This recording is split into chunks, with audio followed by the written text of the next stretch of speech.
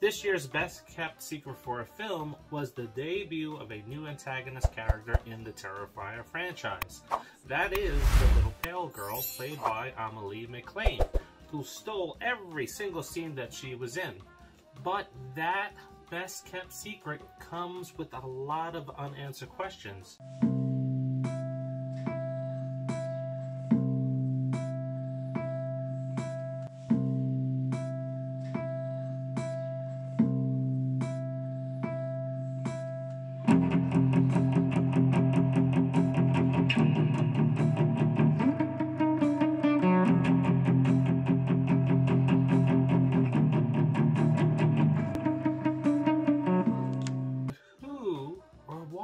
Is the little pale girl? Is she the little girl that was killed at the carnival and is consumed with vengeance for her tragic death? Or is she a demon? Maybe the Empress of Hell? We'll explore these two theories, and as always, we'll leave it to you to decide. As we dive into this episode of The Popcorn Theory, let's get started by getting to know the little pale girl, or the face of the little pale girl. So in the movie, we get to see a quick glance at a news article in Jonathan and Sienna's father's scrapbook. And here's what it had to say. A grim fate was in store for a young girl after a celebration at the town carnival this Halloween. 10-year-old Emily Crane was last seen alive, cheerfully roaming the carnival grounds earlier Friday evening. As the night progressed and the attractions closed, family members grew concerned as to her whereabouts. Several carnival goers worked alongside family and friends to search for the young girl, which came to an end shortly after it began. Crane's lifeless, mangled body was discovered in a makeup trailer just outside the main event grounds. Crane was the daughter of two prominent circus performers whose family also includes a long line of very popular, well-respected circus acts, mimes, and similar talents. In the Art to Clown timeline, Emily's murder, as we would learn later from Brooke, as she mentions to Sienna outside of the carnival, took place 2 years prior to that night. This places it 1 year prior to the Miles County massacre. Didn't like a little girl get murdered out here a couple years ago? Alright, it's time to jump into the theories. Now that we got the backstory, we have the timeline, let's jump into our first theory where Emily and the little pale girl are one and the same. There are two minor clues in the film that reveal this to be a possibility. The first being that she only appears to Art at first. While she is in the laundromat with Art, the other person doesn't see her playing patty cake with Art. Shortly after, we see Jonathan flipping through his father's scrapbook. We do not know when he found it or how long he's had it in his possession, but we do see an excited Jonathan flipping through it and cross-referencing his findings on the internet, almost as if he just found the book and some missing pieces to the puzzle. It is here that Jonathan would be reminded of the death of Emily, thus allowing him the ability to see her the next day in school. After his encounter with her, he mentions her death to Sienna and not Barbara, his mom, which is why only Sienna sees her next and not Barbara before her death.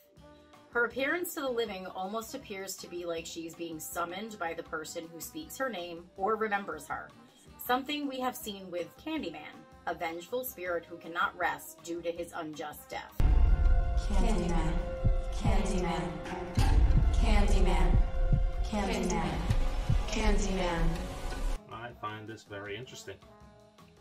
Me too, that's why that's my theory. But this is not something we have not heard before. Candyman is like Kayako of The Grudge and Unryo, a person who dies tragically or in a fit of rage that unleashes a curse. Emily is now a vengeful spirit determined to kill those who summon her, and there are clues around this being true. This is convincing. This is very convincing. Now, I don't tend to lean towards this theory, but when you think about it, it all kind of adds up. There's the urban legend around the Onryo, and it makes sense. The little pale girl serves as a guide to Art. leading him to Jonathan. She then lures Sienna to the carnival where she died. I'm at the old carnival. Eric and Sean left me here. I'm all alone. So that her vengeance can be felt. It is key to note that this is not Art's lair, but her own. Since she tragically died there, it would only make sense that she would kill those that know of her at the carnival. I saw this in a couple of articles where they declared this as Art's lair. I don't think so. In the previous 2 films, he was always in a boiler room in a building.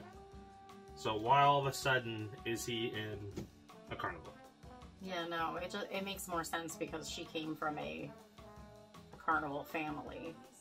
That would be her lair. And the next clue ties into that as well. After Jonathan is kidnapped and wakes up groggily, he looks around at his surroundings and sees the little pale girl sitting at a vanity Hollywood mirror. Originally, we thought this to be a nod to Monica Brown being mauled in the first Terrifier. However, as we have learned, Emily was mutilated in the makeup trailer, likely putting on mime makeup like those who performed at the carnival. Thinking back to the scrapbook, Emily is left out of those sketches, meaning she was not the demon that their father had envisioned, so this would clear her of being a demon. But why was a newspaper clipping in the scrapbook, along with other macabre things? This is something that we are going to explore in a future Popcorn Theory. The origin and lore around Sienna and Jonathan's father, and the possible ties to Art the Clown. Now, what did you think of this theory? I think it's pretty convincing. I think it's pretty convincing. I'm the one who said from the beginning that they're one and the same. I don't know. I'm not saying that I know exactly what the connection is or how it came to be, but I believe that they are one and the same. Now, I know some people are going to say, well, didn't you stay to the end of the credits?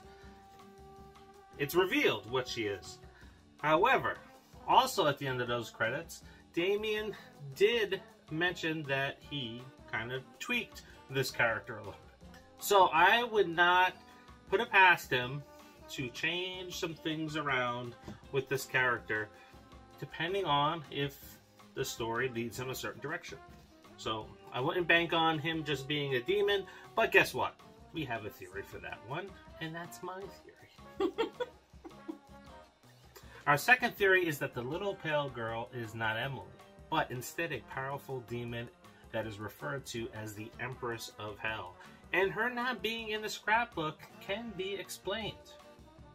First, the clues that show she is not Emily. The little pale girl does not show up until 2 years after her death. Not a year later when Art is stalking Tara in the warehouse. If she was a victim of Art who has shown back up, why not Tara? Why didn't Tara come back a year later? When Art first sees her, he seems a bit confused, almost as if he does not recognize who she is. That means that Art probably did not kill her. I mean, there have been serial killers who have not recognized every single one of their victims. This is true. And in our Easter egg video, she does have the MO of sitting in the chair with the same card faced. But I don't believe that Art killed her. Now let's dive into why she is a demon. First off, she has the ability to shapeshift. Do you remember at the carnival when Jonathan shoots Art to save his sister and they believe that Art is dead? Well, Barbara then appears to Sienna, giving her a false sense of security that the worst is over. Only, it's not Barbara, it's the little pale girl. Throughout the film, we also see that the little pale girl has a unique characteristic that no one else has, including Art. The power of possession. And this is explained through her eyes glowing at times. This is what separates her from Art as being something a little bit different than what he is. This is how the demon reveals itself. Or maybe it's a little bit of a poker face. This is hinted at towards the end of the film during the mid-credits, where we see a crazed Victoria after she has given birth to a head. Yes, a head. Her one eye glows yellow. We also happen to see this in All Hallows Eve, where Art the Clown's eyes turned yellow as well. More on both of those shortly. Also, the little pale girl tends to guide Art at times, or maybe even just manipulate him as a pawn in her little game.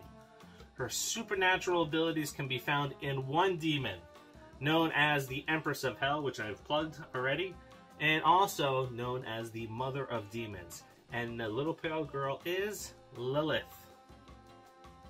For those of you that are old enough, Lilith is not just some concept.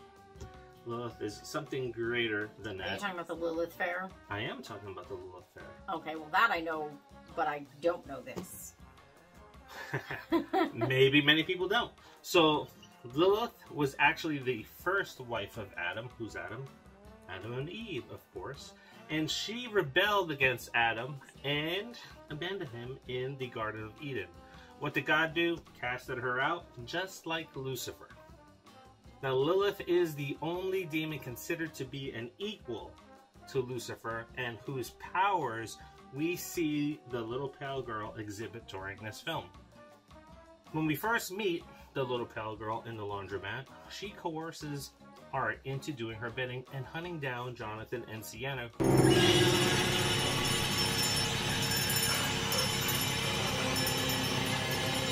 who may serve a higher or holier purpose in Terrifier 3.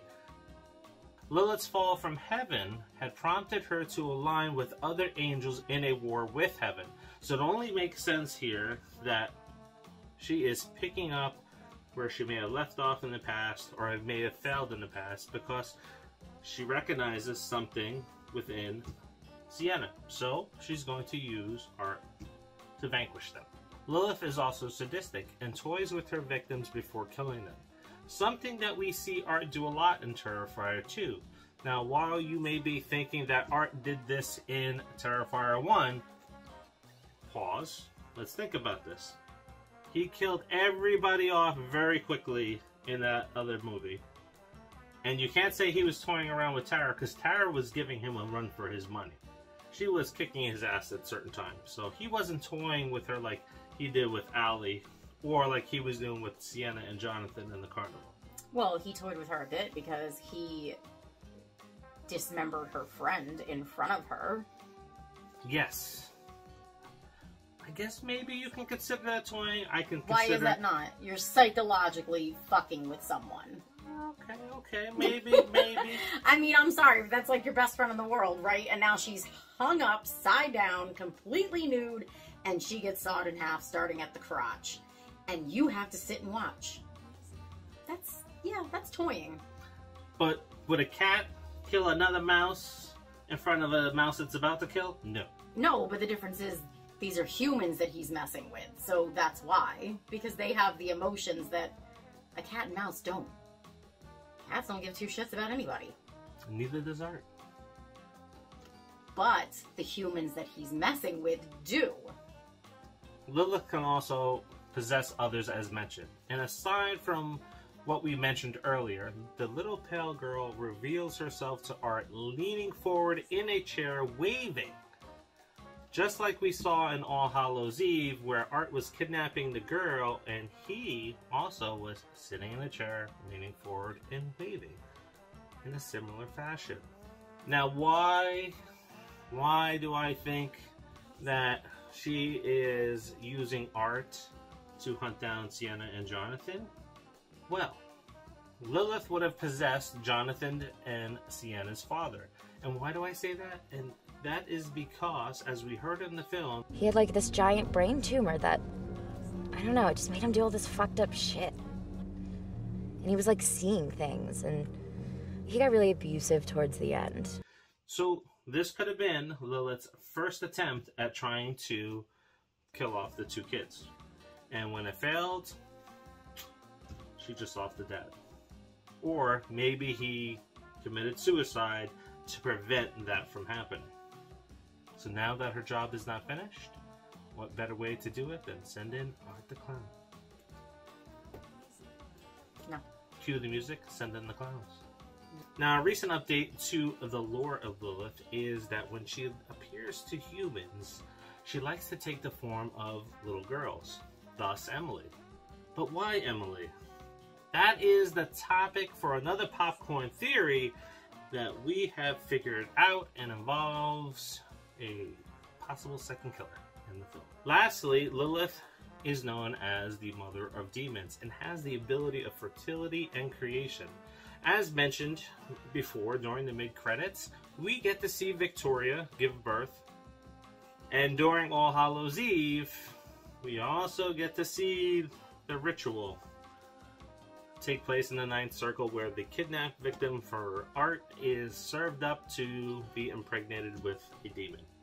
Now, just to recap, the little pale girl may be Lilith, the Empress of Hell, because we saw her use the same abilities that Lilith has, and that is possession.